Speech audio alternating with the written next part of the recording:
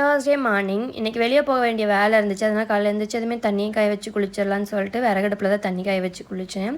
குளிச்சுட்டு நான், ஹஸ்பண்ட், மாமா, ஹஸ்பண்டோட அப்பத்தா 4 பேர் கிளம்பிட்டோம். மதுரை வாடிப்பட்டி தான் போகிறோம். என்னோடய சின்ன மாமனார் பொண்ணுக்கு குழந்த பிறந்திருக்கு. அவங்கள பார்க்குறதுக்காக தான் போயிருந்தோம். போயிட்டு அங்கே பாப்புவையெல்லாம் பார்த்துட்டு எங்களுக்கு இளநீ வெட்டி கொடுத்தாங்க. அப்போ வந்து நாயும் சண்டை போட்டு இளநீ வாங்கி குடிச்சிட்டு இருந்துச்சு. நான் இது வரைக்கும் கேள்விப்பட்டிருக்கேன், ஆனால் இன்றைக்கி தான் ஃபஸ்ட் டைம் பார்த்தேன்.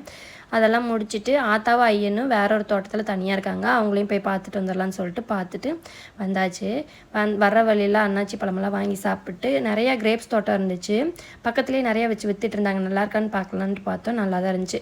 அதுலேயே ஒரு பாக்ஸ் வாங்கிட்டு லன்ச் டைம் ஆயிடுச்சு. வர்ற வழியிலே மீனாட்சி பவனில் சாப்பிட்டுட்டு அதுக்கப்புறமா தான் கிளம்புனோம். இந்த காலேஜ் பார்த்திங்கன்னா சக்தி காலேஜ். நான் வந்து ரெகுலரில் பிஎட் பண்ணேன். அந்த காலேஜில் நிறைய மெமரிஸ் இருக்குது.